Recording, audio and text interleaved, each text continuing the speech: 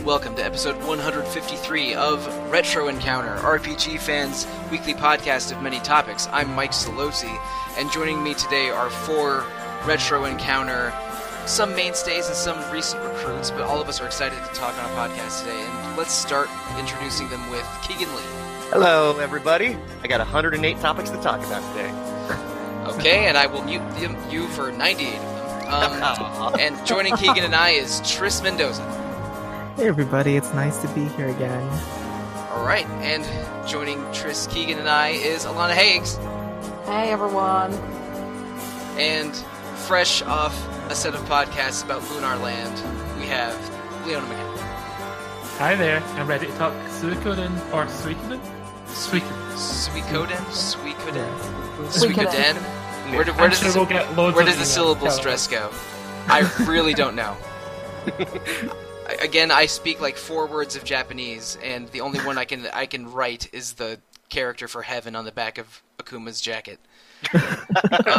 But so yeah, today's discussion is about Suikoden 2, the for a long time hard to find but very cult popular PS1 RPG made by Konami back when they made video games.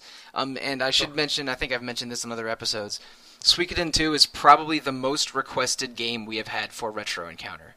We don't get a ton of emails. Like before we did the pledge for emails for the mailbag episode, we would get maybe 1 or 2 emails a month, and it was the most requested game. And it wasn't like one crazy guy emailing me every 3 weeks. It was multiple sources suggesting Suikoden 2.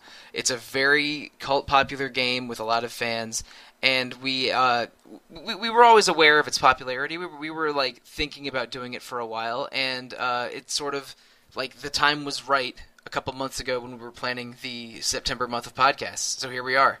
But before we get into the meat of Suikoden 2, I want each of us to briefly go in with our personal stories with Suikoden. How well do we know Suikoden 2 in particular, in the Suikoden series in general? Leona, let's start with you, because I know you were signed up for this podcast from the moment it was suggested. So tell us a little bit about your Suikoden background.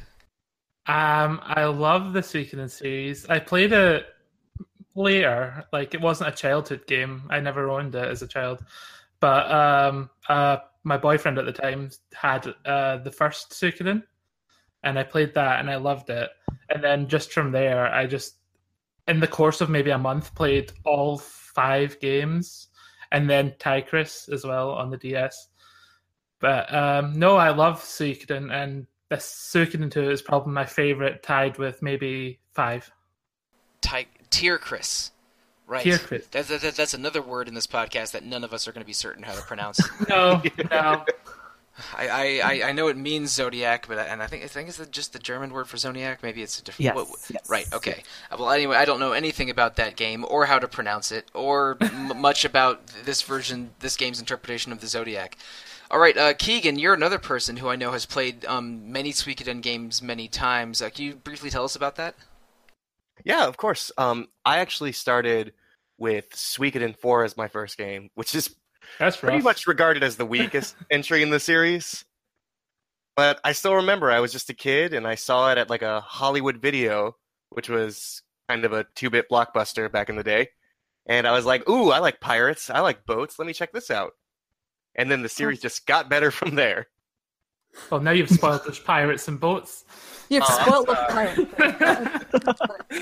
Listen, that's my motto for any game series. Always start with the worst one, and then you won't be disappointed for the rest of the games. My suggestion, don't play bad RPGs. And if you want pirates and boats, I think Alana and I both have the same suggestion. That would be an improvement over Suikoden 4, but that's for another day for another podcast. But yeah, I pretty much played every game in the series, and I absolutely love it. And I think 3 is my all-time favorite, with 2 close behind. Very cool. And I don't know, maybe Suikoden 3 will be another day for another podcast if we get enough interest from staff or listeners. But right now we're going to focus on 2 for the time being. Tris, what's your background for Suikoden 2, in particular, Suikoden series in general? Oh, I love the Suikoden series. I actually started with Tigris, and it's kind of the black sheep that it's a spin-off, but I personally loved it. And after I started with that, I hunted down the rest of the Suikoden games right after, and I think it was around the time already when it was already on the PSN, so I got 1 and 2, and then I bought 3 and 5, and I actually have not played 4 yet, or because I don't have tactics, so I didn't play 4 yet. So I don't know how the whole story starts out, but I played 1, 2, 5, and 3 many times already. So, but I do love. I think my favorite would be 5, followed closely by 2, because 5 kind of improves on what 2 was lacking for me. And wait, Leona, was your favorite also 5? It was tied between 2 and 5. Okay, right. Okay, so we have some diversity in favorites here. That's but Suikoden 2 seems to be a top 2. Yeah. Among everyone. Now, Alana, okay, I should say your background with the series is a little bit closer to mine since you're a relatively recent Suikoden player. Can you tell us about your Suikoden experience of the past, I want to say, few months?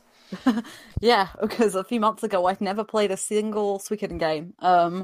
So I challenged myself to play 1 before 2, and really enjoyed 1. Really surprised, actually, for a 1995 RPG on the PS1. It was super competent, super fun, and it felt really well paced, and so it really set me up nicely for 2. And yeah, I mean, it's kind of probably going to be history because I'm probably going to blitz through all 5 of them at some point over the next year because I've fallen in love with the series very quickly. Yeah. I feel guilty because I feel like I pressured you into playing the first one. You did not. I definitely wanted to do it because there are some carryovers. They're not hugely important, but I must say it has really helped me along the way because we'll talk about it. Yeah. All right, and I guess it's my turn now. I tried playing Suikoden 1 from a rental probably 18 or 19 years ago, right around when I got a PS1 for the first time. And I didn't love it. I only played maybe 6 or 7 hours of it. And I was aware that Suikoden 2 was better and more popular and very good. But I was never able to get my hands on a copy of it until it was made available on the PSN a couple of years ago.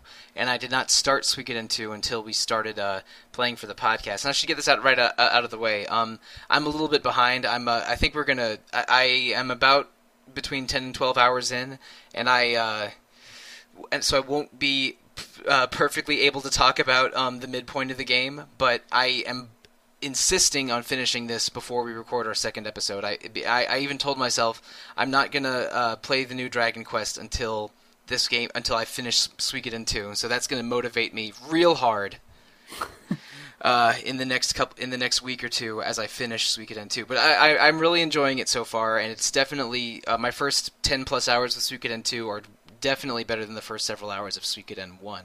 And that's good. Yeah, no, I'm enjoying it very much so far. In a way, I'm a little mad at myself for not managing my time better and getting this done because it has the problem isn't the game, it's me this time. Sometimes the problem is the game. You're not a problem. I know. Oh, I'm so problematic. I'm more problematic than the food in Firefly. Trust me on this one. But anyway, today we're here to talk about Suikoden 2. We're going to be talking up through the events in Green Hill. Is that right? Yeah. Yes. Okay. Yes. And then we will save the rest of the discussion for the second half of the episode. But before we sort of just cut through the plot, Keegan, you and I were on an episode many moons ago, I think earlier this summer, or end of spring, called RPG Adaptations. And we discussed a couple RPGs that were adapted from I don't know exactly the right word for this, like famous pieces of Chinese literature. Yeah, I think people usually go by, like the 4 great ancient Chinese novels. That's usually what I see online. Okay, yeah. So The Water Margin, Romance of the Three Kingdoms, Journey West, and The Red Chamber are the 4 sort of classical works of Chinese literature that are studied with maybe the same scholarly background as, the Iliad and the Odyssey in the Western world, or perhaps the works of Shakespeare in the English-speaking world. They're very, very important works of literature, and one of them, The Water Margin, Suikoden is a loose adaptation of that. Now, I have not read The Water Margin, or even an abridged version, but I believe is basically to challenge a warlord, a group of 108 freedom fighters join forces and save their homeland is the extremely abridged summary of that novel. And so and each of them, one of the characters represents one of the it's one of 108 items within a tenet of Buddhism, I think. Yes. But it's the number 108 is significant in the water margin and significant in Suikoden. And Keegan or Leona or Triss, please correct me if I'm wrong about this. The 108 stars of Suikoden, of any given Suikoden game, are 108 recruitable characters that are represented as either names on a tablet or stars in a constellation. Yes, for the most part. There's a divide between the earthly stars. Yes. Which is, I think, the first 36 or 38. I forget. There's 36. Those are the heavenly stars. Yeah. There's 36. Yeah. That's why some start with chi and some start with 10. Yeah. Oh, Yeah. yes. Again, 10 for heaven is one of the few Japanese words I know. But yeah, there's some very rare occasions later in the series where a star isn't exactly recruitable. But for the most part, that's basically it. Every member of the stars is a recruitable, either party member or castle worker. And I think there's always more than 108. I don't think there's any with just 108. I think mostly there are like at least 3 more. Yeah, I mean, I've been checking a non-spoiler walkthrough to make sure I don't miss any permanent recruits or permanent items in Suikoden 2. And I have noticed you can recruit this person or this person, and they'll become this star. Or you can only recruit this person if you recruit this one, but the second one isn't one of the 108 stars. And there's a bunch of conditional phrases like that. But the point is there are over 100 recruitable characters in any given Suikoden game, and they each play a specific role in your castle town or in your army or whatever the framework of recruitment is for the given Suikoden game. We've only gone through the first half of the game, but before we get into plot, let's each mention one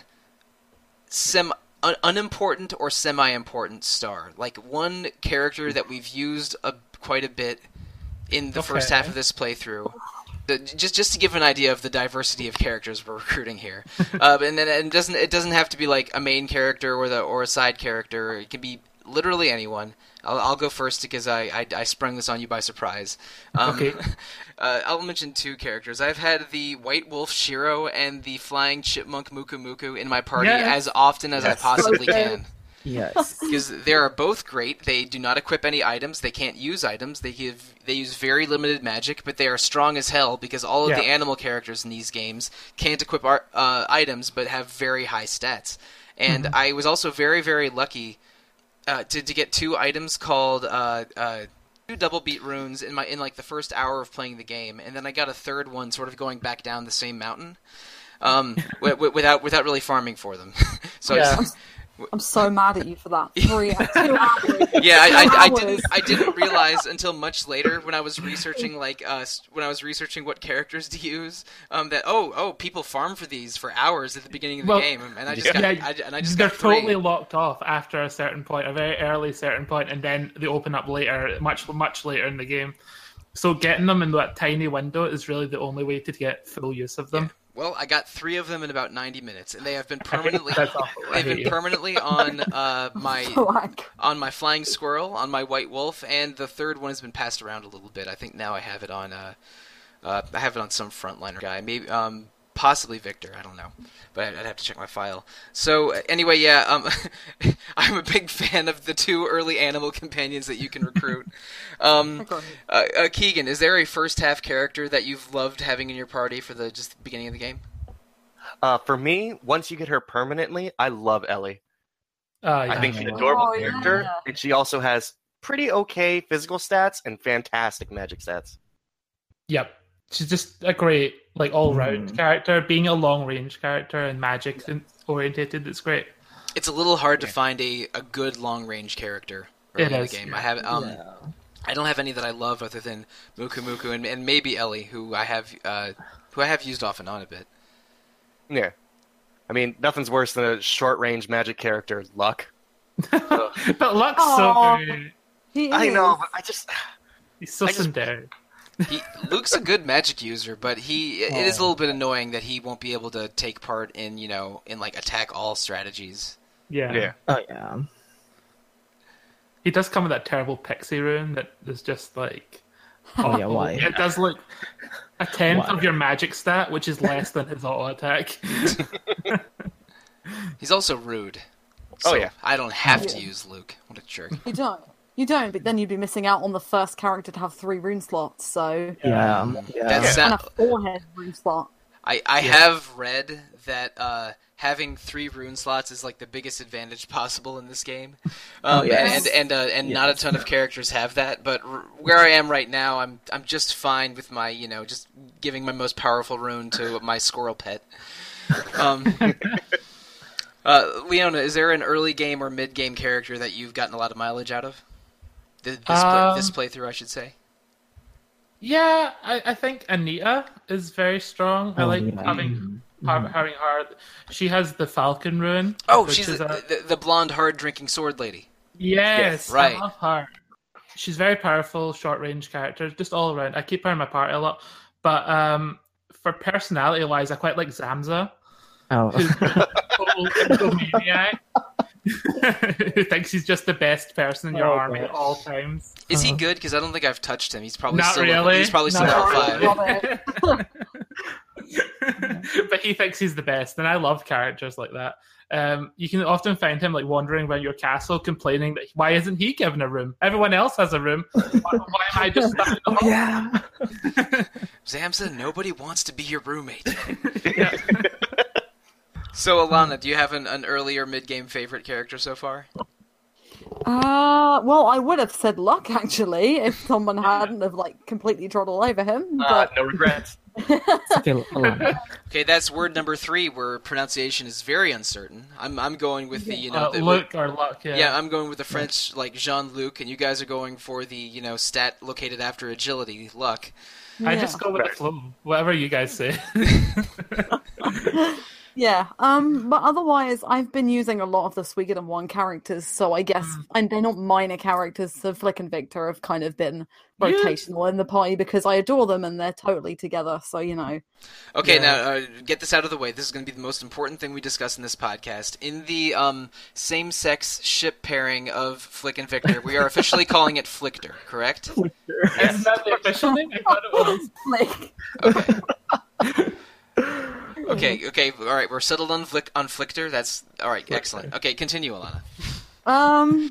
Yeah, so they're just both really solid. Well, Victor particularly is solid, first line, but damn right he is. Nice and diverse. Yeah, I know. like I tell you. Yeah, no, it's just nice to use all the characters from the first game. I also been using Clive a little bit, but I did try and do his side quest, but I have way bowled over that time. It's so hard. Yeah, for a first time especially. But as I've said with Luck, Luke, whatever, his 3 rune slots make him really good, and I got the Blue Gate rune really early on. Yes. So, yes. I got one of those a few hours before I stopped playing. It wasn't. Is it good? I didn't have anyone. I didn't think I had anyone. It's like this game's summoning. Yeah. Oh boy. Yeah. It's extremely good for early on. You'll be wiping out enemies. It can only go in the forehead, though. You don't say.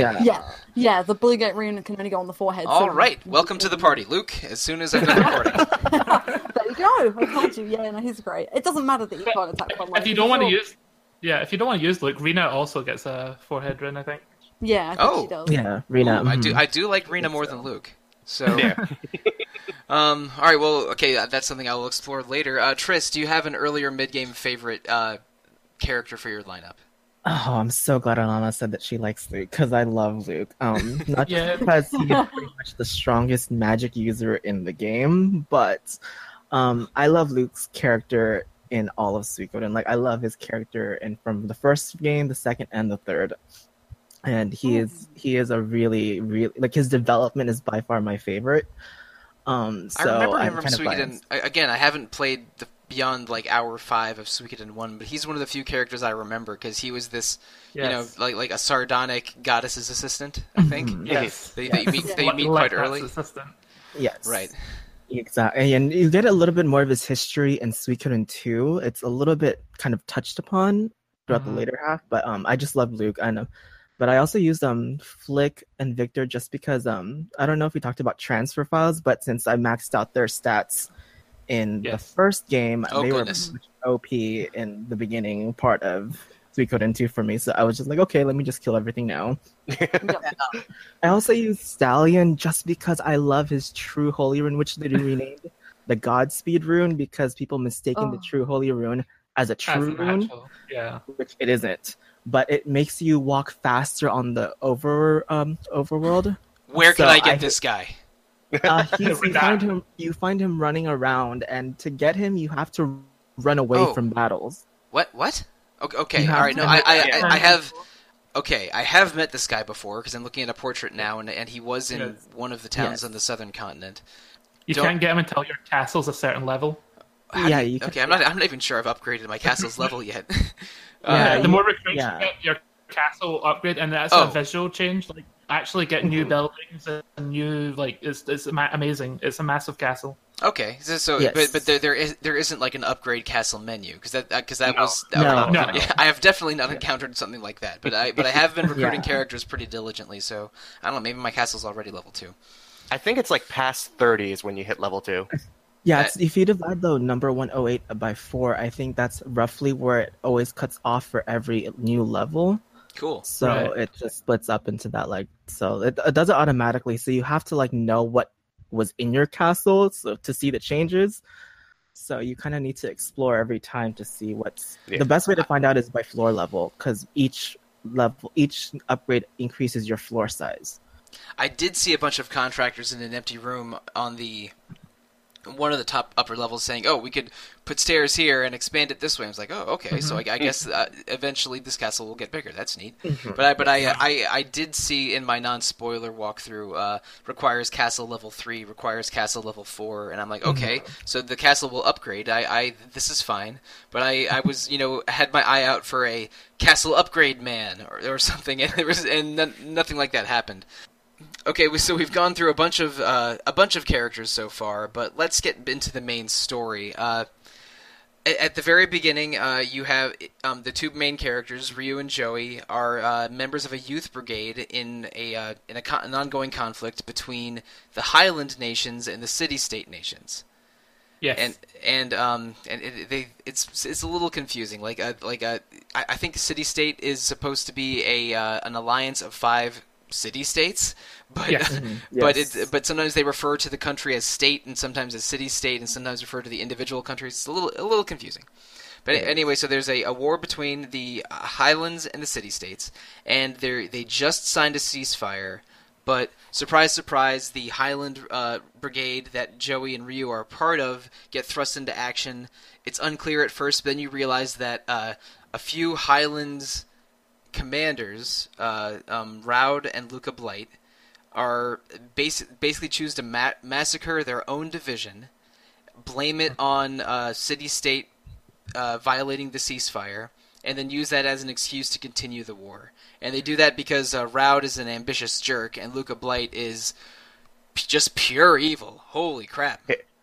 I think it's important to mention that this division is a division of literal children. Yeah. They call it the youth brigade. The youth brigade. Yeah. So it's a bunch of teenage unicorns, just like Ryu and Joey. Yeah. That opening is so dark. Like if you talk to just the NPCs, they're like, "I'm so scared," and Mommy, they're just laying on the floor dead, and it's like, "Oh God." Yeah. And so, all right. So after this happens, Joey and Ryu jump off a cliff. While after we get a flashback to their childhood, they make a manly pact to return to this cliff together. It's communicated very clearly that these two kids grew up together and love each other like brothers. And so they jump off a cliff.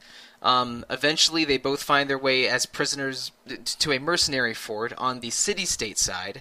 They're taken prisoner. They do chores and even somehow get a remarkable amount of freedom for being prisoners. But they eventually manage to escape and go back home. And at their hometown, they're being blamed. Okay. There's one thing I wanted to know about jumping off that cliff scene. So there's actually an Easter egg in that particular scene. Oh. Or that particular So during that scene, you're confronted by Raud, which is why you end up choosing to jump off the cliff. Right. Yeah. If you actually do 108 battles, like you keep waiting on Raud to bring in more enforcements. So what happens with when you get the opening cutscene, instead of it being in sepia tone, it's gonna actually be in full color. So you have to grind 108 battles in the very first area of the game. Yeah, yep. So you have to. So during that one, before you jump off the cliff, every time you keep saying "wait here, wait here, wait here," and Raud keeps bringing more enforcements, you have to. If you wait at least 108 times, so you fight 108 battles with Raud, it'll actually change the cutscene to full colored instead of the sepia tone. So it just changes. I don't know. For me, I did it my second playthrough, and it was. This may shock you, but I was not interested in doing that. Yeah, it's long. It's cool, though. It's cool that it exists, but just don't ever ask me to go beyond a YouTube search for that, man. It's really easy to do though, because Joey and Rio, or the main character, have that really cool double tech, don't they? Yes. Unite, yeah. No. It would not be an issue of challenge. It would be an issue of time and boredom. Yeah. And repetition. He's already behind. I'm already behind. I'm already having a very challenging time at work at home. I don't need to grind the same fight 108 times. Not this time. Sorry, Suikoden. I don't want to say too many nice things about Konami during this podcast, just because of more recent events. Oh. But we should mention that the Suikoden series was sort of the signature RPG series of Konami, and over the for about a 20-year period, they made several Suikoden games, 5 main series and a handful of spin-offs like Tactics and Tier Chris. Sadly, they probably aren't really in the business of making Suikoden games anymore. When was the most recent one? It was the PSP one. Tales of the Woven Century, I think, is the translation for it. Yeah, and we never got it over here, though. No, we never got it. And so that was late 2000s, I guess? Yeah, 2012, I think, was the last. Or sure. 11, Okay. So something like that. So yeah, that rate. So about 15 plus years of Suikoden games that have unfortunately been cut off a bit. No news anything about a Suikoden 6, but in my brief research of Suikoden 2, people were theorizing what runes would be central to a theoretical Suikoden 6, what characters would play major roles. Would we finally learn what's going on with Jean, like things like that. Oh yes. There's a lot of fan speculation about Suikoden, about the future of Suikoden, and it's a very popular series, especially among the RPG circles that we roll in. But oh boy, yeah, Konami has not been treating Suikoden very kindly. But let's go back to the main plot of Suikoden 2. After Joey and Ryu escape, they go back to their hometown where they've been branded as spies by Raud and his cronies, and then eventually have to escape along with Ryu's sister Nanami. And I love Nanami. She's just the best. Yeah, she's great. Nanami's great. She's a real sister. She's a real sister in the game. You know, she's not one of those sisters that act like a secondary love interest. It's like, no, that's my big sister. No, she's a little silly and definitely has a personality that is rooted in some anime nonsense. But no, she is hilarious and very lovable and not part of the oh no, my little sister isn't blood related and we're gonna try and marry her. Like, no, she's not one of those little sisters. No. Yep. Yeah. Thank God. I love Nanami. I think when you go home and you get your stuff, like there's this one vase that you choose from, and one of them, if you appraise it, is Nanami's vase, and it's funny because she thinks it's worth so much when you get it, but then when you sell it, it's worth the least, worth like $5. And I was like, oh my god. It adds a little bit more to it has sentimental value. And Nanami overpaying for that vase is very Nanami. She made it. She made it herself. Oh, never mind. That's even better. Wow. I misunderstood you for a second. That's even better. So, to continue the Suikoden 2 theme of always running away from the army, you basically take Nanami and go back down to the mercenary fort you escaped from, and it's pretty soon after that it's attacked by the Highlanders' forces. our heroes barely escape Luca Blight's sword. Man, this game does a really good job at showing off how horrifying Luca Blight is. Oh, yeah. The attack on the mercenary fortress, the attack on Kiaru. He is a monster. Yeah, in the first, say, 6 or 7 hours, you flee Highlander's forces at least 3 or 4 times. You basically lose badly in some tactical battles that the player takes part in. It's not like this is a story being told you. You are placed in futile battles and just get wrecked a couple times. Yeah. And so it really communicates just how outmatched you are in the context of the story and how much of a savage monster Luca Blight is. Right. They do a very good job of communicating that. And also he has a particular fondness for a certain barnyard animal. Oh, yeah. Oh, it's so horrible. Oh, that was awful. Oh, man. That was... Luca Blight is so disparate in tone from all the other villains, I feel like, in Suikoden. He's just so dark and so menacing. Like, the other villains aren't exactly like twirling mustache villains, but he just feels like a real-life psychopath. Some of them do have mustaches, though. No, but I see what you basically mean. They most of the villains in Suikoden 2 feel like political manipulators. They're either they're either politicians that are obviously exploiting the poor and their armies, or they're military leaders that are, probably horrible or perhaps just too prideful. But it feels like this could be a politically flavored storyline, except you have Luca Blight, who's just like who's just almost a force of nature, just like desperate and bloodthirsty, and always wanting to be fighting and extending this war, and he is undefeatable in battle.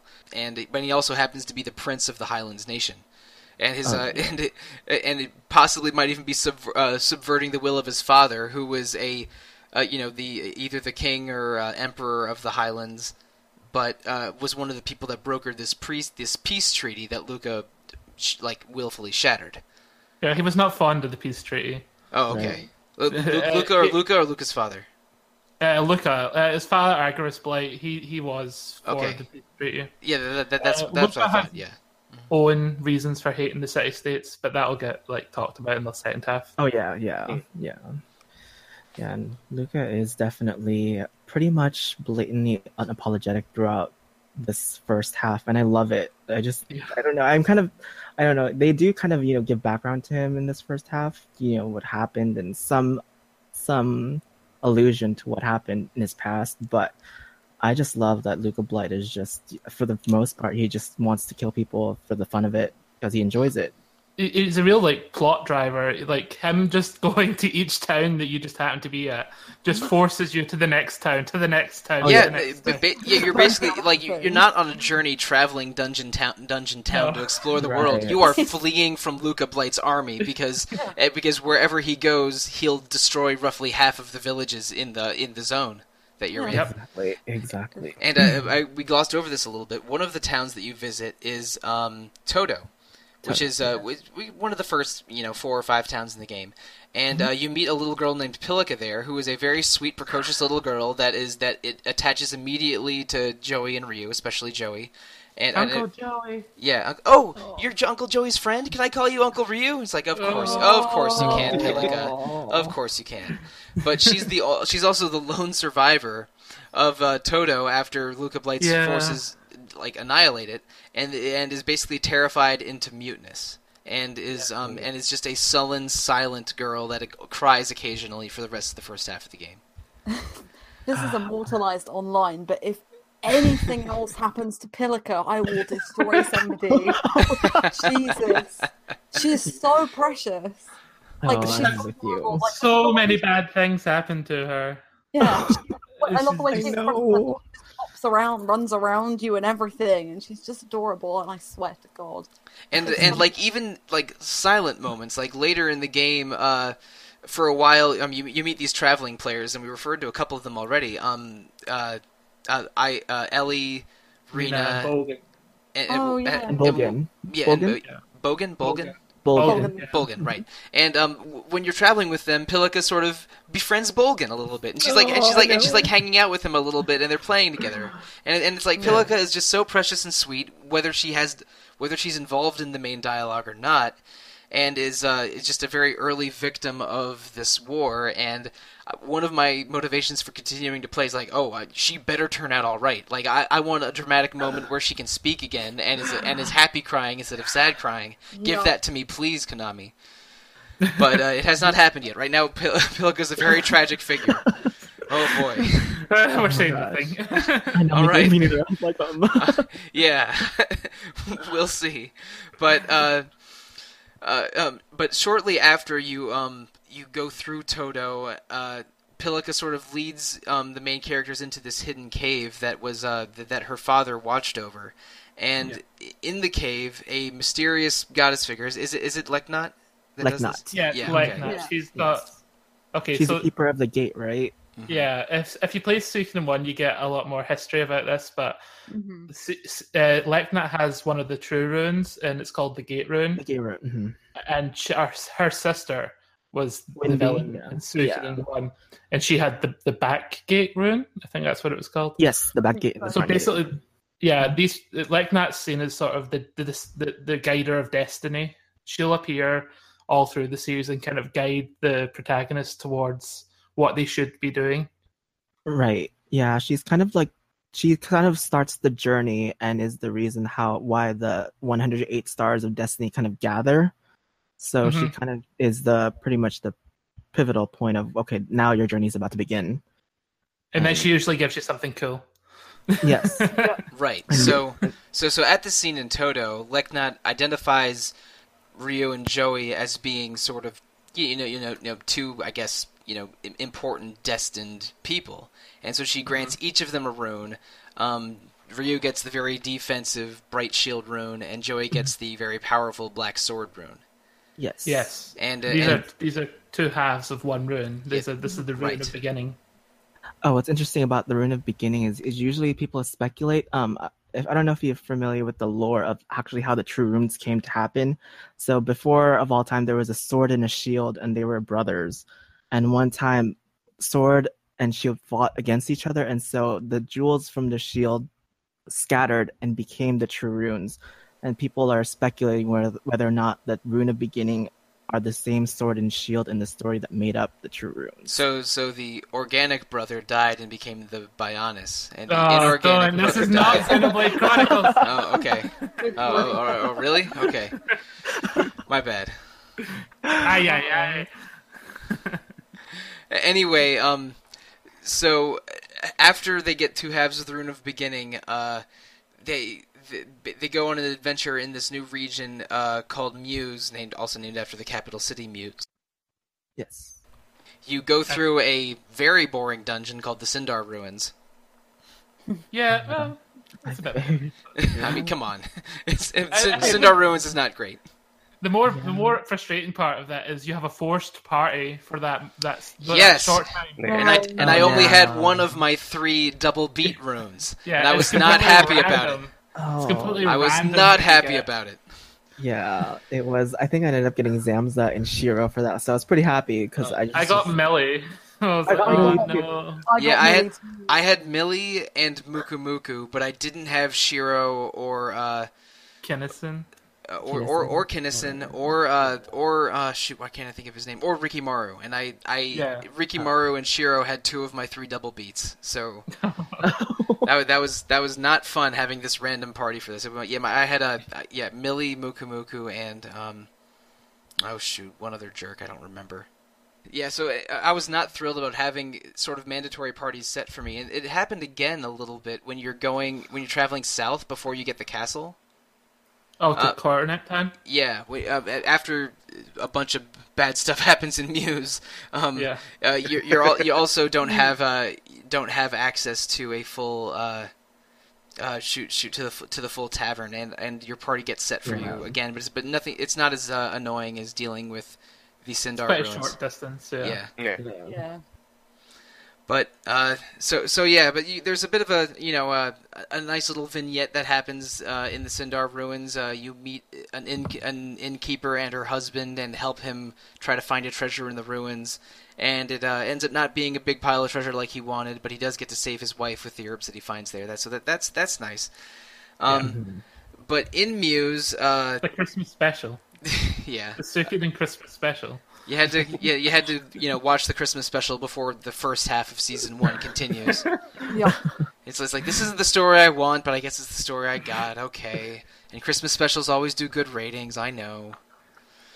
We're going through these Cinder ruins to get the permit to get to Muse City from Alex. Mm-hmm. Yeah, the permit, yeah. Because you're just not allowed in because obviously Luca Blight is just on the advance towards every town and village. But when you're get to Muse, they seem skeptical. Like Luca Blight's not gonna attack us. Come on, that's crazy talk. But yeah, surprise, Luca Blight attacks. but before that, before that happens, a few important details occur. You want to go into those a little bit, Leona? What are you talking about? The arrest and stuff like that? Well, no. I was talking about the spying on the Highland camp, and then. Yeah. Well, yeah. You meet Lady Annabelle when you go to Muse, and she's an important figure and she's an old friend of Victor's. Is she in Suikoden 1? Because I know Flick and Victor are. No. Okay, she seemed like an old friend of Victor's, which is why I suspected that. Yeah, she is, but no, we don't see her in Suikoden 1. But Victor's from this area, but in Suikoden 1 you're in a totally different country, so Victor's like a foreigner in that country anyway. Yes. But her assistant Jess is struggling to find a way to infiltrate the Highland camps to find out how many provisions that they have and how long their attack on Muse will last. But he only has youth brigade uniforms. And I guess they don't want to send any Muse children there. Yeah. They'll send us instead. And there's a moment of confusion by the guard. Like, wait, you youth brigade, didn't you guys get wiped out? And goes, yes, we sure did. Butter will help everything.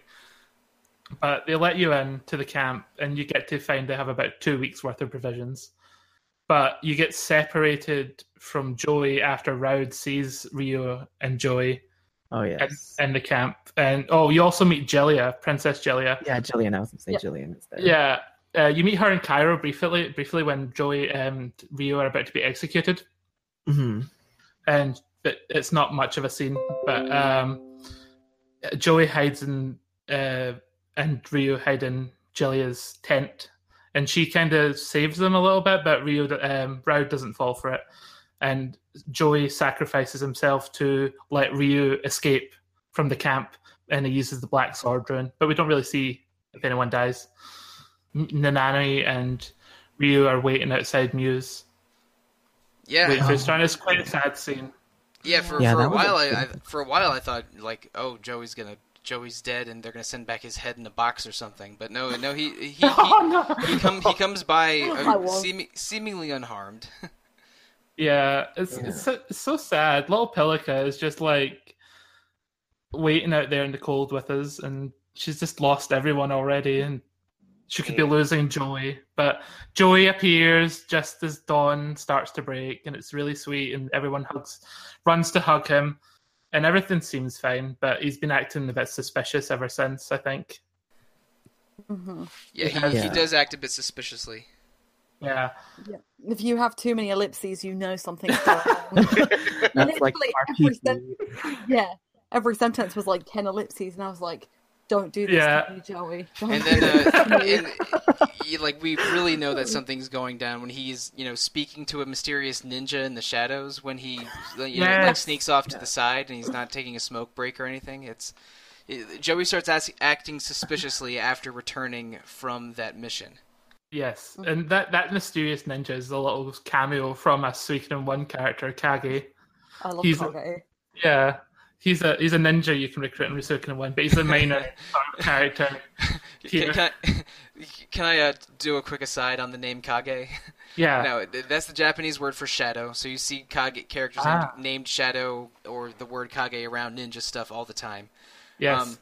But many years ago, I guess around 20 years ago, when they were developing the video game Daikatana, which was a famous flop of a game released by the same team that made Doom in the late 90s, and it was this ambitious like cyberpunk like samurai RPG that I remember seeing an ad for in my PC copy of Final Fantasy VII to date this appropriately. But the main character's name was Kage, but basically the development of that game was so screwed up. The people that were doing the voice direction on the game didn't have very many notes from the creators of the game, so they recorded the entire game's soundtrack pronouncing the character's name Cage.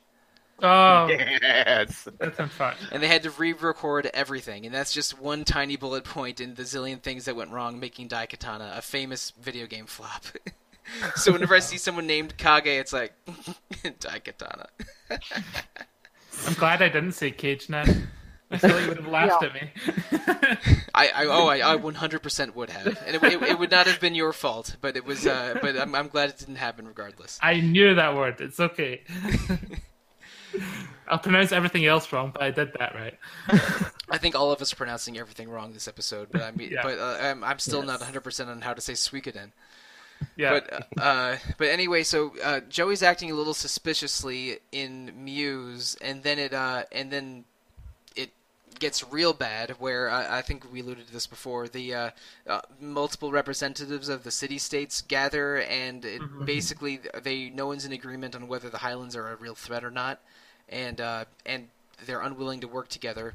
Then and even though they did have accurate intel from Joey and Ryu saying that there's not a lot of provisions here, they're probably going to attack soon, and they're correct. Luca Blight attacks.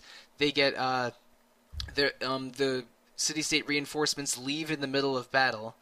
That's my least favorite part of the game so far, because I had this recruitment guide with me, and I was trying to recruit the character Gilbert during the fight. Oh yes. And it's annoying. Basically, you have to deal some amount of damage to Gilbert, who starts out as an enemy. Then he'll join your side, but then he only stays with you permanently if he survives the battle. Well, no, he can die, but he just can't die. Like, there's a chance when the character falls that they may die, but them falling in battle doesn't mean they have died. Yeah, so the dialogue they say once they die, it indicates that if they're dead or not.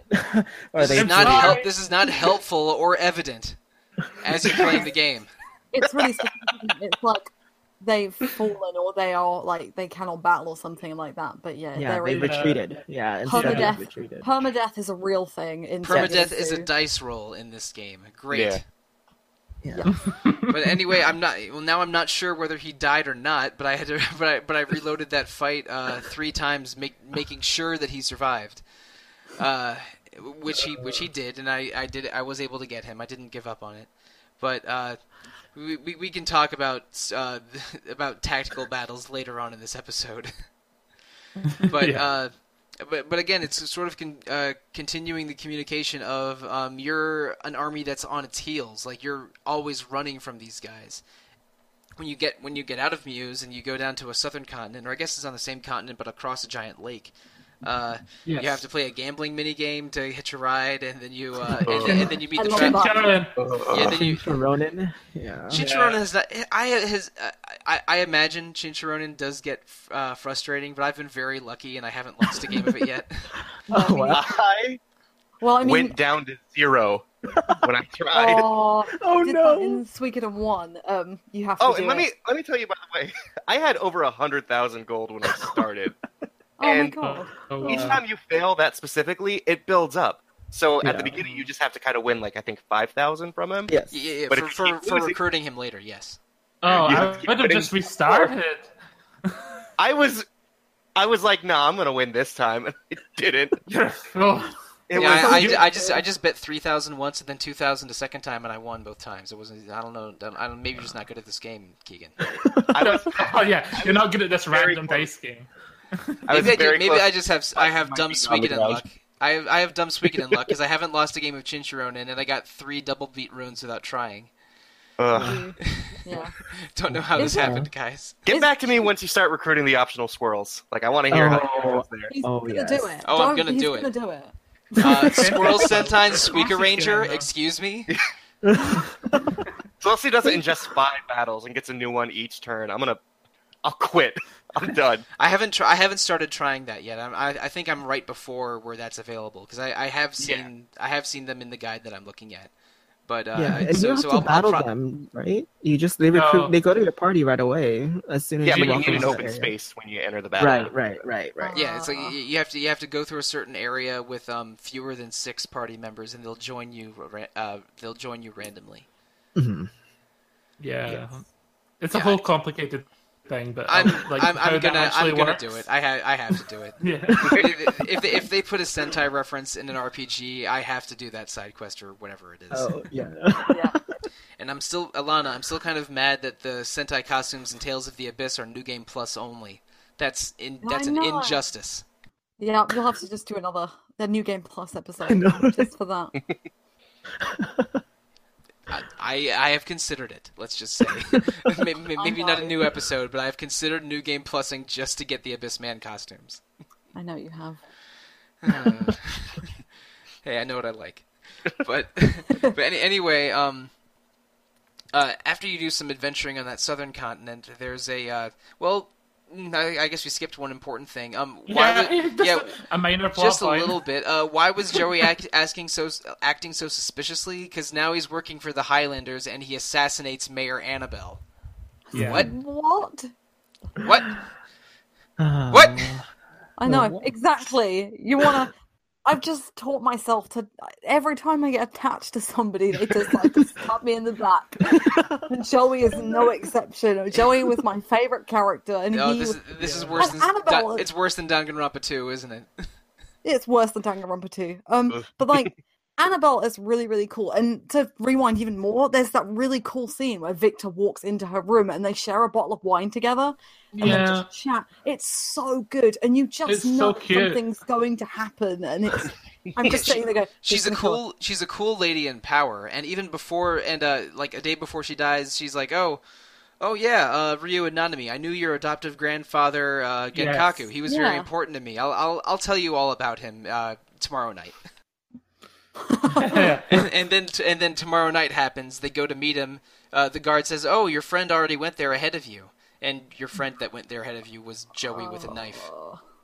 At first, I thought it was talking about Victor. The first time I played it, I thought that the friend that had went ahead was Victor, but it wasn't. It was referring to Joey.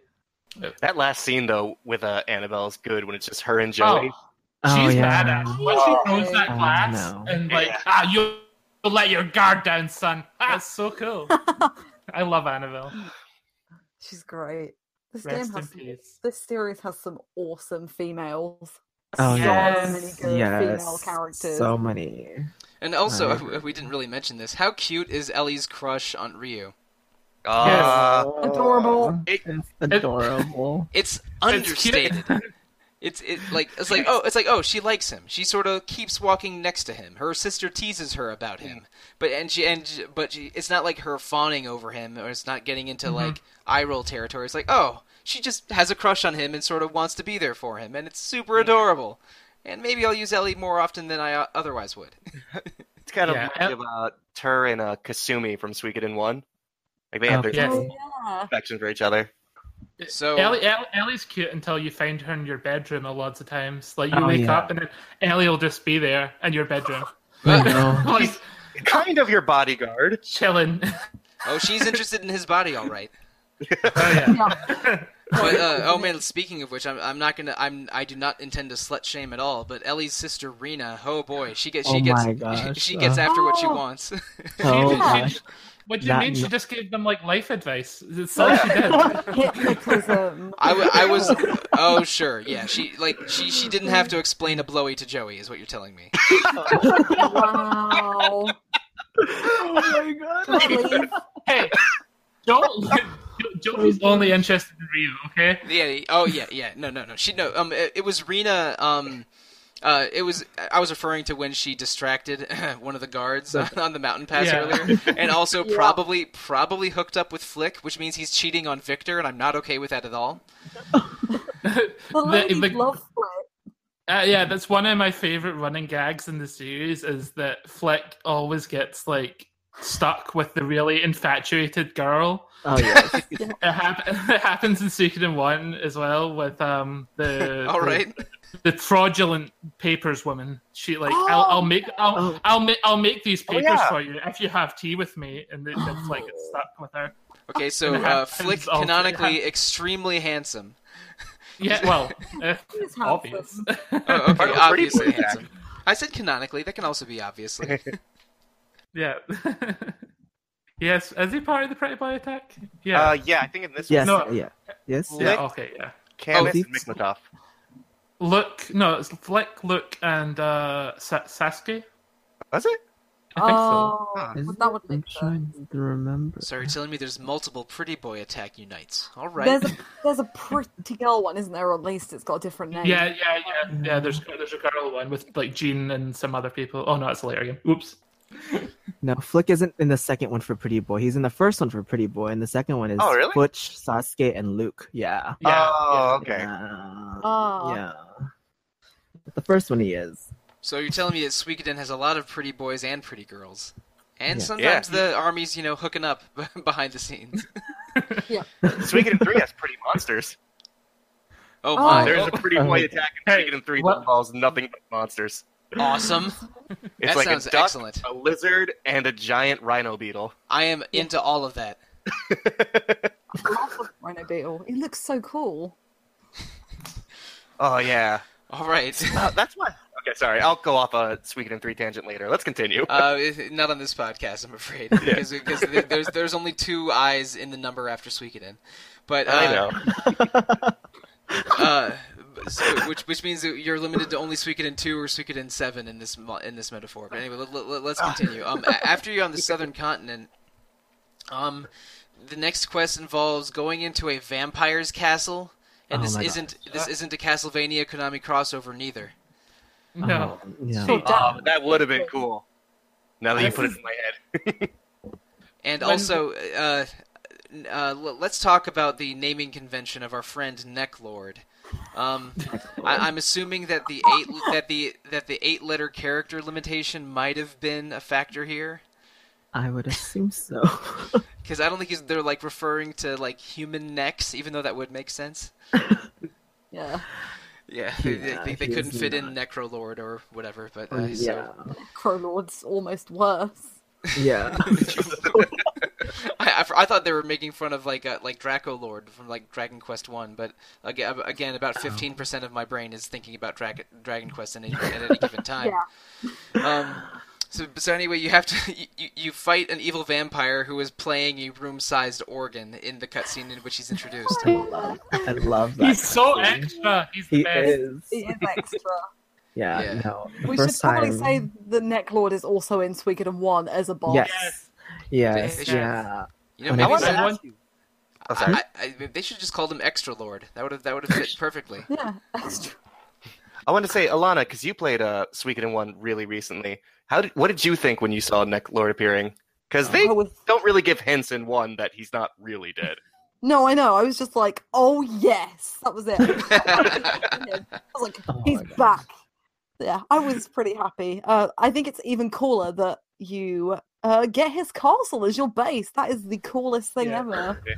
Mind the bodies, by the way, guys. I know, right? God, yeah. Huge cleanup effort. Hope you don't mind your dead they cleaned family that up quickly as well. Victor. I feel like Necklord is my favorite character. I feel like he should be recruitable. I'm so angry. Well, so after a quest where you accompany Victor into finding his former sassy sword pal. Oh yes, sword. Star Dragon sword. Yes. Yeah, and use the Star Dragon sword, which is a sentient sword who starts out as a boss battle. He's a true rune. He's a true rune. Yes, he is a true rune. Mm-hmm. Yeah. He's the night rune. Okay, so he's a rune and a sword and a living thing. And the sword is like his manifestation.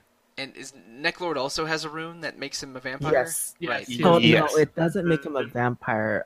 He was already a vampire to begin with. Okay. But he has the moon rune right now. He possesses the moon rune, which is a true rune as well. Yes. Apparently. Okay. So it may or may not be a plot point later in this game. Yeah, you'll find out. Nice. Yeah. I think the moon rune just gives control over vampires or something like that. Over undead, or maybe gives him those like shadow doppelganger powers. Yeah, I forget the exact. It's not doppelganger secret. Yeah. He has the powers of Doppelganger secret. Thanks. He's got that shadow clone jutsu. Yeah. Kage no Jitsu, I'm afraid. Not Cage no Jitsu. Believe it. So anyway, after you defeat Necklord, you appropriate his castle to be the home base of your team. And I think this is a bit of a turning point in the game because now finally everyone you've been recruiting throughout this whole game is now gathering in the same place. And instead of always being on the run from Luca Blight, you make a big stand at the castle and repel their forces. It's really great. So it's it's a turning point both because you finally get this castle and also because like the tide of battle turns as well. And there's and after you do that the strategy battle against what's his name? Something June? Solon June. Yeah, him. After you defeat him, like you start moving into other territories and do rescuing instead of just being on the run nonstop. And also you get to recruit a bunch of weirdos in the southern continent, and it really feels like again that first part of Suikoden to me felt like I was always on the run and just meeting a bunch of people along the way, and now from that point onward I felt like I had a base and I was managing the base and trying to recruit as many people as I could to the base. And that first part made for good drama, but this second part that feels like the satisfying arc of what Suikoden is to me, from my very limited experience with the series. Getting your base and building it up is the most satisfying feeling in Suikoden. Watching everybody you recruit just find their little niche in your castle is so fun. When you recruit the eccentric mad scientist in I think who's in South Window, he comes back to my base. I'm like, okay, what's this weirdo going to be doing in my base? He's he installs an elevator. That's all he does. He gives you an elevator. It's like all he does. I'm like, sweet, I got an elevator. All right. And then spends the next year standing next to the elevator, explaining what the elevator does. I already like him more than Tatu. Or Tuta? Whatever. Tuta? Yeah, whatever. The little doctor boy. Yeah. I like Elevator Man more than like a full third of my battle characters. So you're telling me you got rid of Gengen? That's what I'm getting at. I'm telling you that I forgot about Gengen 1 minute after we stopped talking about him. I must say, though, the kobolds are cute. Gengen is the exception to the rule. Yes, I like the kobolds. I got to their village recently in where I'm playing in the game. But yeah, why did they have to export their lamest member over to the other continent? Like thanks guys. Victor and Flick just attract weirdos, I think. I would rather have an actual Shiba Inu whose only job was to wander around the castle, getting scritches from people. Oh. Gengen's brother is great though, and he comes. Yes. Oh yes. Gengen has a great little brother who just admires the hell out of him and just thinks whatever he does is fantastic. Oh. It's so cute. But anyway, once you your first big mission after you have your castle is in Two River. And I spent an embarrassingly long amount of time unsure what to do because I recruited the two boat captains, and I didn't know that you had to bring them to the conference room. I was wandering around my castle for 45 minutes looking for one of them and couldn't find either of them because they're in like some invisible like hammer space where you have to bring them in your party from the bar. Yeah. There's a little. Sometimes it does confuse you what you're supposed to do in this game. Yeah, but sometimes the event flagging is a little confusing, but a lot of RPGs are like that. It does have like an inbuilt way of preventing that. There is a Star of Destiny that you can get, who's an old granny. I did get her. Yeah, it's hockey. Yeah. And she reminded me of Miss Marple because she's dressed in those sort of Western style granny clothes and knows everything about everyone in the village. Yeah. I mean, I was totally expecting Toki from Soul Calibur, and then I just got nope. Miss Marple. I was like, this is cooler. Now the real thing would be putting Miss Marple in Soul Calibur. Make it happen, Namco. I mean, why not? Like she'd be facing off against Mitsurugi and goes, "Oh, this is just like the time they started growing tomatoes instead of radishes in my neighbor's garden." I mean, I'd pay for a Miss Marple I've solved the mystery. So yeah, you do recruit Miss Marple in that part of the game, and you also meet a bunch of little like bat kids and kobolds and all right, now I haven't played past here. I'm again in the first half of this little quest here. So, roughly what happens in this part of the game? Keegan, give us a bit of a abridged version. For Two Rivers, right? Yes. Okay, basically you walk in trying to make an agreement. Help us not get killed by Luca Blight and his army. Your wallet gets stolen by a little jerk kid. You have to chase him down, find your wallet. All of a sudden, everybody's getting attacked. It's kind of a nightmare, actually. I remember this place being really long. It's quite long. So it is really story long. part. Lots of back and forth between the three villages. Yeah, exactly. The kobolds hate the humans. The humans don't trust the kobolds. Oh my goodness. Everyone hates the wingers. Yeah, everyone hates the wingers. But in the end, they all come together to defend Two River and then join the Alliance, I guess, if you will. Yes. For lack of a better term I can think of. Yeah. Our little free band of people. Yeah. Ridley is the coolest kobold. Oh my god, yeah. He's awesome. Well, so far, all your kobolds are like cute little dogs, and then here comes this Doberman. Yeah. Army. He's totally looks like he'll just bite your face off. I love him. I wish you could fight with him. I bet he could kick some major butt. Oh, so he's like Gilbert. So he's only okay. I gotcha. Yeah. He's a good human, though. Yeah. Hey, there's 108 characters. We don't need all of them in our party. That's fine. Yeah, true. Oh god. You can also get my least favorite character, Sid, here. Oh god, Sid how is weird is creepy. Sid? Oh my gosh. I love Sid. Oh, it's so strange. He's creepy. Sid's letters in the suggestion box are the funniest ones. Oh yes, they are. They are. Okay, but first of all, he's creepy. He horribly freaks out Chaco, the other winger of your party, who's begging you not to let him into your army. But I'm like, look, man, it's completionist time. I'm sorry. Yeah. Hey, you have no input on here, Chaco. I'm following this guide from GameFAQs.com right now, and not you. And he comes with the sleep rune, which I'm pretty sure can't even be removed, which is the worst rune in the game, in my opinion. It can be removed. Yeah. It can. Oh, it can? It can. Yeah. Okay, I'm still not using them, but The still. waking rune. My point still stands. I don't like Sid. But I'm not going to not get all 108 stars. Yeah. I think when during one of the scenes where a random party member wakes you up, I got Sid. And I was like, okay, I'm going to go back to sleep now. Oh my god. I'm going to go back to sleep because I'm about to die or something. Yeah, exactly. Well, this guy sounds like a winner. Oh, he's good. Yeah. But after the Two River stuff is resolved, Sollosi is executed and Joey gets to be appointed as a general. Yes. Oh Yeah. man. What a twist. I know. Okay, this is reminding me very strongly of another PS1 RPG, but we'll wait until we're done talking about the plot before I get to that. Yeah, this is the first time we've seen Joey since Muse. Yeah. Yes. And he's just hanging out with Luca Blight. What's up? What has happened in the meantime? Yeah, he's just like, I'm going to take over this city with 5,000 men or 500 men? 5,000. And they're like, you can't do that. And he's like, watch me. And then they're like, okay, we're going to execute this other guy and you can do it. And that's like, Yeah, I was a bit like, what? Like, no way.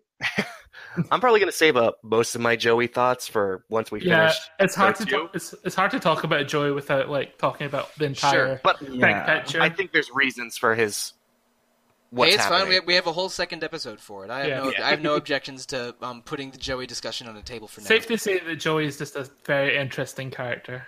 Yeah. Yes. Very interesting. I don't know as much as you guys do, but I agree he is very interesting.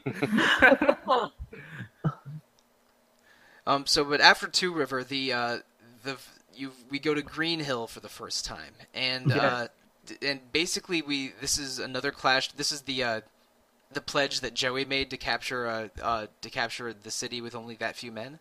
Yes, this is Green Hill. 5,000, yeah. Right. Mm-hmm. And he does it. Before you even get to Green Hill, it's already captured. Oh, damn. Yeah. And how he does it's so clever, turning the people. He doesn't just go Black Sword Rune bitches and just like stroll in there. No, he uses an actual strategy, which is amazing. Yeah, he uses the people against one another. Like they cut off food supplies, I think, and so the people. Yeah, well, the Muse refugee, the soldiers from Muse that they've captured, right? Yeah, they released them into Greenhill.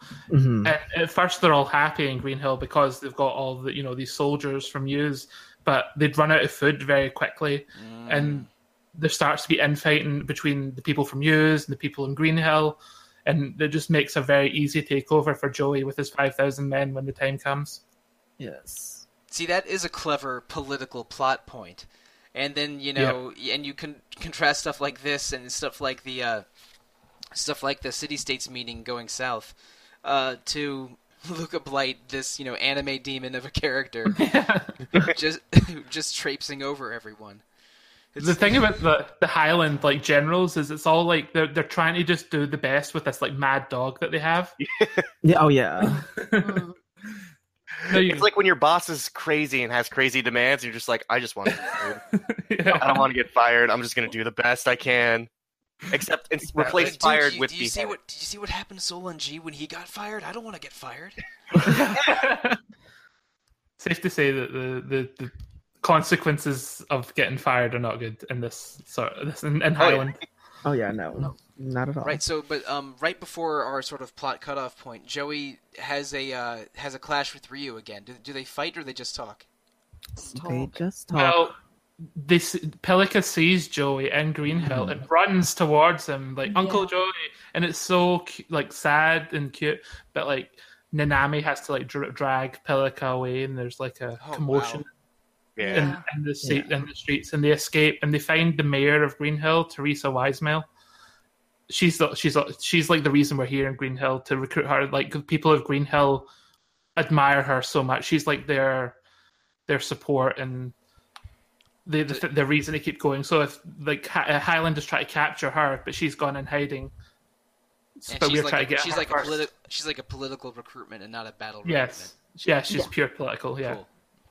And when we're escaping through the woods, we fight a lot of Highland soldiers. But at the very end, Joey, Nanami, and Pelica and Ryu all meet. And it's really sad. You kind of have to drag Nanami away because she's begging Joey to come with them and stop fighting. And it's really heartbreaking. And Joey's like, I can't. I've got a mission myself to do. And he's begging you guys to stop fighting. I don't want to fight you guys. So, but then that's where we called it quits after the game. That's that's where the halfway point is. Such a sad stopping point. In this tale of war. Yeah, poor Nanami. I feel like she really represents the average civilian in this entire war. Cause she's like, I just want things to go back to normal. I want to be with my friends and family, but everybody keeps killing each other, and I don't know how to stop it. Just try to keep our little family together. Yeah. Every time a major battle comes up, she always says something like, war again. Why do we have to fight again? Why does it have to be us? And they're children. You do feel that. Why them? And, I mean, Joey and Ryu are now thrust to the very forefront of it. If Joey's an enemy general and Ryu is the head of the freedom fighters, a little bit of a weird scene when all of the adults basically just agreed to have Ryu be their leading man. It's it has to be him. It's he's a teenager, but he's the choice. I'm like, wow, really? Okay. Yeah. I kind of like that scene, to be honest, compared to other games where the protagonist cool. just chosen randomly. At least Genkaku is really the reason. Just like Teresa is a political figure, Shu has gone and said Ryu is the son of Genkaku, and everyone knows the legend of Genkaku and Han. So we'll make Ryu the leader. And they can clearly they can clearly attach Ryu to the victory at North Window, which is now Castle Waterbug in my game. Yeah. Mine's is Wobbly Castle. Wobbly Castle. It's a very wobbly castle, guys. So anyway, yeah, a lot of drama in the first half of Suikoden 2. I am very interested to continue playing it. And again, it was just my bad circumstances and weirdly playing Pokemon for 2 weeks solid in August that got in the way of this. But damn you, Ash Ketchum. Yeah. Hey, man, Team Rocket was blasting off again. Okay, I couldn't resist. but anyway, we've said a lot of nice things about Suikoden 2 right now, and again, this is coming from my perspective of that of a first-time Suikoden player. I want to talk about 5 things I don't like about Suikoden 2 so far, and I want you guys to. I'm going to give you 3. I'll get my gun. Okay. I'm going to give you three responses, and I want you to give me one of those 3 responses. Is my complaint fair? Is my complaint unfair? Am I being unreasonable? Or should I wait and see? Because, I get it now, but wait, it gets better. You get it? So, fair, unfair, okay. or wait. Is that you follow so far? Yeah, that works for me. Okay. Yeah. My first complaint is the script is weird, and I think it's because of localization issues. Fair. My favorite thing probably is the fact that circlet is spelled circuret, and they spell it right in the last game, and it's like. And are you not cross-referencing at least? and there'll be characters that have different names in battle dialogue, and then in story dialogue later it'll be spelled differently. And it's not very consistent, and the descriptions are vague and weird. And so I think weak localization is my first of 5 complaints.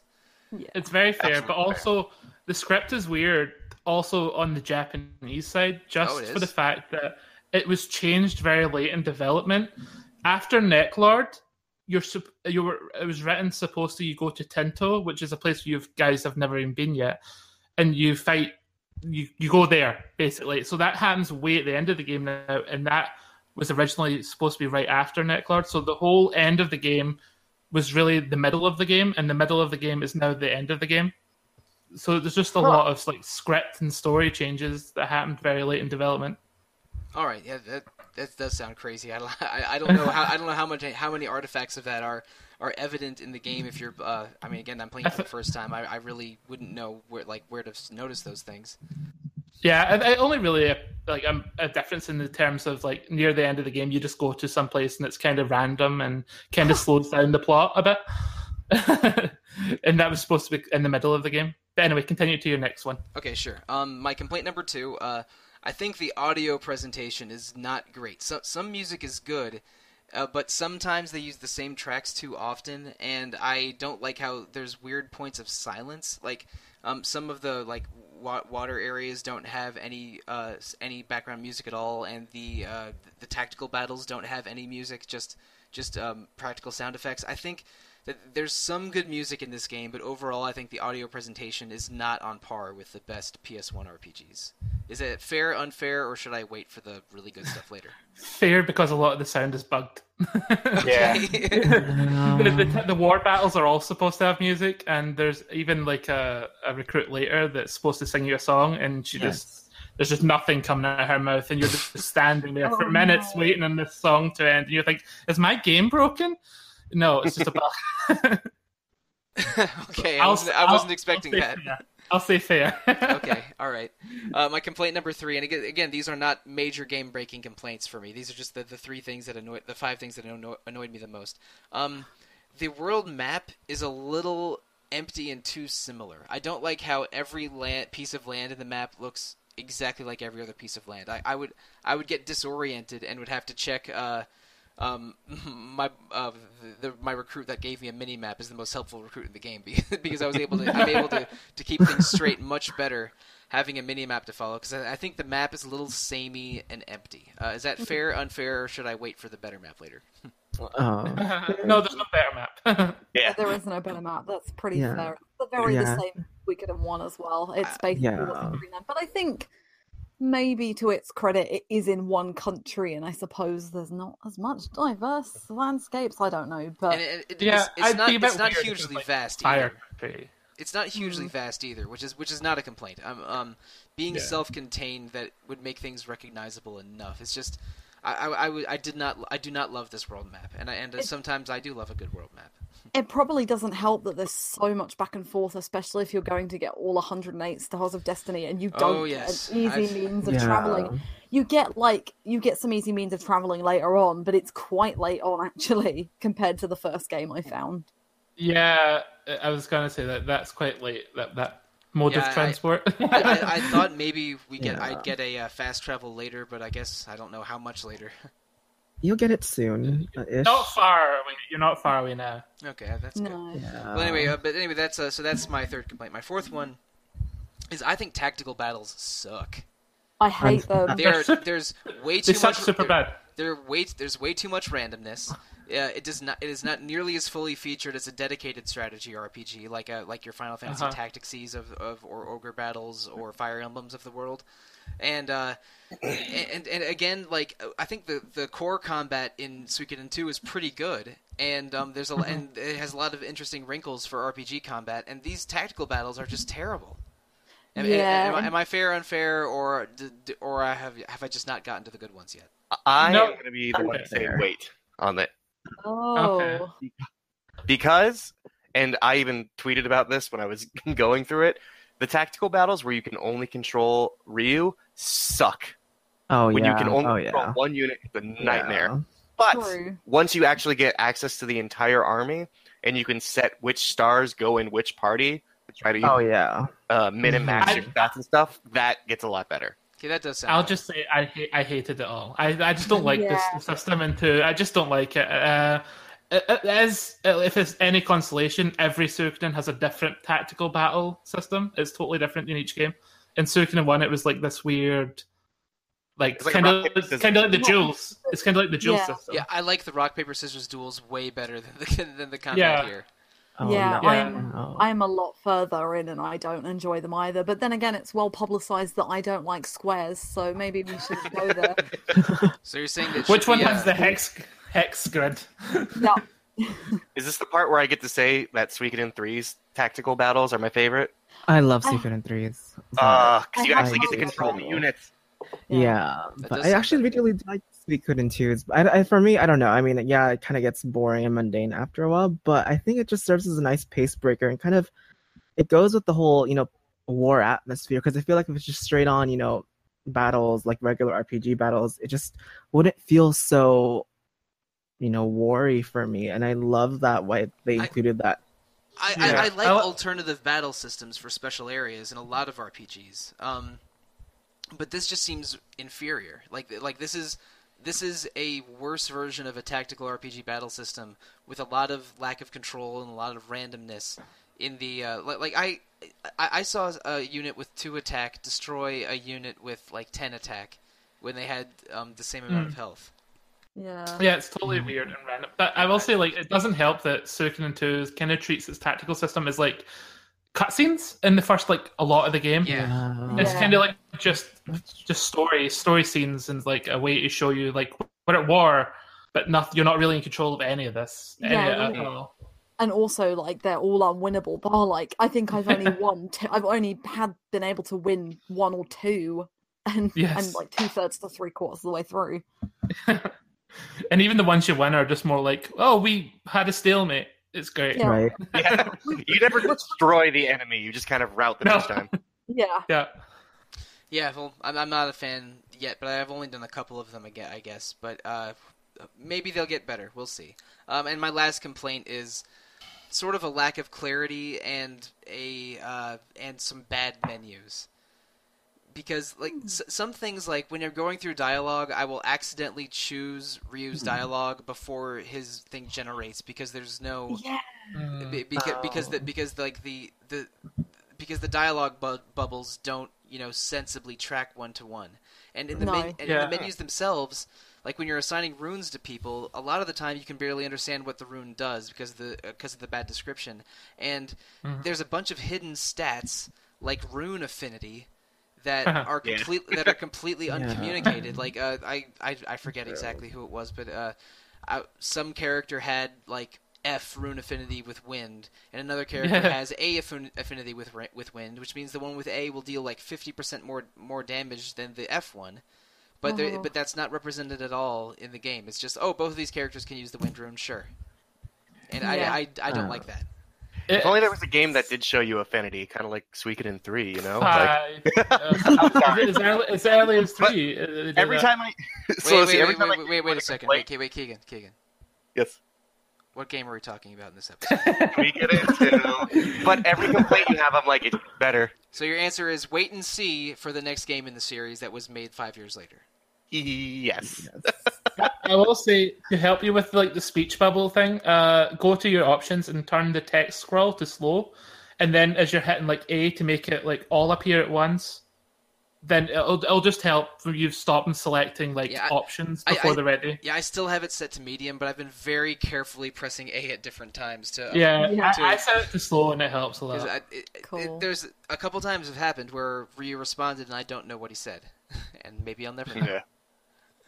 But anyway, so those are my 5 complaints. Clarity in menus. I don't like the tactical battles. The map is sort of empty. The audio presentation is not the best, and the script localization is weird. But I'm going to quickly go over the 4 things that I like the most about this game so far. Again, coming from the perspective of a total rube, and we're almost at 90 minutes, so I'm going to keep this going fast.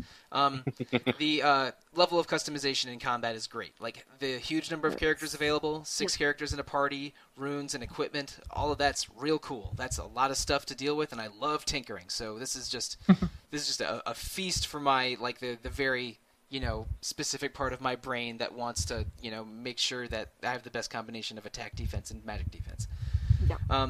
Also, I think that while the script has localization issues, there's a lot of big, cool drama in it. This is an exciting plot, and I've been surprised multiple times and excited multiple times. So like it doesn't feel rote or like a mimic of some other game. This is a cool, exciting RPG story with a lot of cool characters in it. So like my second thing I think is cool is like the drama of the game. Absolutely. The third thing is something we've already talked about a little bit. The gameplay loop of building your castle and recruiting your army is just awesome. Like it, yes. is the sound, the little chime that sounds that happens when you recruit a character has become a bit of a Pavlov ringing his bell for me. So that's just fine. Oh, and I'm sorry, this is a list of 5, not 4. I was unclear. Yeah, good. Keep it even. Yeah, that's what I wanted from the beginning. Thing number 5, I think that the China-influenced setting is really interesting. Basically, it has the kind of topography and setting influenced by a sort of fantasy China or medieval China. That's really cool. And having the 3 principal characters use tonfas, which are Japanese, a 3-section staff, and a bow staff, I think are kind of great. Like, how many other RPG characters can you name that use a 3-section staff? I can't think of any. Nope. No. Nope, that's it. So it's only Nanami. Nanami and another Suikoden 5. Okay, yeah. Cool. And the 5th thing that I thought was super dope about Suikoden 2 so far is the sprites. Yes. Oh, yes. How great are these 90s ass sprites? Oh, I love them so much. Just the sprite work that happens the first time you see Nanami. Oh, it's good. Great. I love it. Yeah, like and like when she's like stepping on the prone Ryu. And just the expressions in the sprites and the poses of the sprites and the pretty detailed sprite work in battle as well. All of it is great. Good late 90s, early 2000s sprites is something I love, and this is and Suikoden 2 is a great example of that. There's a really special sewer rat waiting for you at the end of the dungeon that you might get into. I adore him. He is awesome. I've never thought much about the sewer rat. Alana loves the sewer rat for some reason. I love it. I'm sure it's a good reason. Work. I cannot wait to meet the sewer rat. Good enemy sprites are my favourite thing, and there's been some really fantastic ones so far. I actually really like the Necklord boss fight one. Not Necklord, but when you fight like the abomination. Yeah, the 6-headed spider. Oh, yikes! Yeah, it was awesome. Yeah, not great for arachnophobes, but pretty like one of my friends is so terrified of spiders. I had to beat every single, I think, Goma and spider in Ocarina of Time for her. Oh wow! She would save at the dungeon and ask me to beat the boss, and then give her the DS back, or I guess it was a 3DS because it was the Ocarina of Time 3DS. You know what I mean? But yeah, so those were 5 things that jumped out at me that I really loved. I loved the dramatic script. I loved the building your castle. I loved all the customization you could do with characters. I loved the China-inspired setting, and I love this dope 90s sprite work. Oh man, so pretty great. If I weren't making it abundantly clear, I'm enjoying Suikoden 2 very much so far, even though I'm probably around the 40% mark at the very latest. And and I'm glad that there's a lot more exciting stuff going forward. And one thing that isn't really a like or a dislike, I mentioned that Ryu and Joey remind me of a different PlayStation duo. It's a little bit like Ramza and Delita. Because I can see that. Yeah, because one of them is a freedom fighter who gets mixed up in mercenaries, then ends up being like trying to save the nation, and one of them is, I think, using political manipulation to sort of satisfy his ends, which are partially motivated by the tragedies he's witnessed, and also motivated by his own personal ambition. I'm not saying that Delita and Joey aren't the same kind of character, or that they're both bad or both good or both misunderstood. I don't totally know what Joey's deal is yet, but it's just the relationship between them reminded me a little bit of Ramza and Delita. Yeah, I could totally see that. And you can look forward to my manifesto on the Ramza, Delita, and Joey Ryo relationship on RPG Fan. I'll limit myself to 5,500 words, and I'm sure that will be happening sometime in the next 6 years. But anyway, oh boy, we've talked a lot about Suikoden 2 already. This is already a long... I could go for hours more. Well, we will go for at least 1 hour more in about 2 weeks when we have another Suikoden 2 episode. By then, I guarantee I will have beaten the entire game. Otherwise, I will snap my Dragon Quest XI disc in half. Ooh. If I'm not ready the podcast to get in 2 weeks, that is what I will do. So strong statement there. I know. And anyone that follows me on any social media knows that I enjoy Dragon Quest and have been anticipating Dragon Quest XI very much. So I don't make that claim lightly. But I've had a lot of fun playing Suikoden 2, my first Suikoden game where I've lasted beyond the first 3 towns. And it is very cool so far. And I mentioned that we will be joining the podcast to talk about it again in 2 weeks, but before then, Alana, you and I are on a very special Pokemon episode that is going to be really interesting to record. We haven't recorded it yet, but it's coming soon, and and that is going to air the week after this episode airs. And I haven't announced this publicly, so it's not a secret anymore. The October game for Retro Encounter is Mega Man Legends. That's Mega Man Legends 1 and 2, and we're going to give each of those games one dedicated episode in October.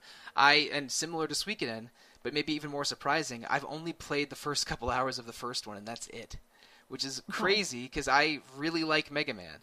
I'll go into when we record those podcasts, I'll go into why I avoided Mega Man Legends for so many years. But the people that are going to be on that podcast with me are Mega Man Legends super fans, so it's going to be real interesting talking to them. But I guess we're already in housekeeping mode now, so I might as well continue. Listeners, if you want to give us feedback or just get into conversation with us, the best way to do so is to email retro@rpgfan.com. Comment on the RPG Fan message boards, or on the RPG Fan Facebook page, or the RPG Fan Discord, or the RPG Fan Instagram page. Go to any of those places, and which you can find on the front page of rpgfan.com, and please give us all the feedback that we can stand. And also review us on iTunes or Google Play or however you are listening to us. We read everything that is directed to us, and trust me on this one, we do. That was a lot of Suikoden talk. I'm starting to lose my voice. So while I go get a drink of water, Leona, tell listeners where you can be found. You can find me at Star Mongoose on Twitter, and also on the RPG Fan Discord server as also Star Mongoose. All right, and Triss, hit us. Alrighty, so you can find me on the forums at Therefore It Is, and also at Discord with the username Therefore It Is. And Alana. You can find me on Twitter at Alana Hagues, where you'll get some more Suikoden insight, because I do like to scream at Twitter when playing anything. Your Twitter has been very entertaining during this Suikoden journey. I'm juggling it with Octopath, a review game, or 2 review games, and Suikoden too, so it's been a bit slower lately, but I promise it'll speed up this week. So at Alana Hagues on Twitter, Discord, Diving Falcons. And Keegan, your turn last. All right. Best way to get in contact with me is on Twitter. I'm at KLeebrand over there. Stop on by, say hi, and let's talk about video games. Super. And listeners, if you want to reach me more directly than the podcast email, I am at The Real Monsoon on Twitter and at Evoker for Dogs on Twitter when I get a little weird. So, Yeah. Oh, it's going to be more Kamen Rider than Sentai the next couple weeks because the new Kamen Rider season has just aired its first episode. Yeah, Kamen Rider Zio looks really cool. But what's also really cool is podcasting with all of you guys. It is so much fun to do it multiple times a month, and I look forward to more Suikoden 2 discussion in 2 weeks. Yeah. I have so much to say. It's stressing me out. Me too. Well, you'll be able to have a nice catharsis for all of that all those pent-up feelings when we record episode 155. But alas, that time is not now. Listeners, thank you, good night, and good luck.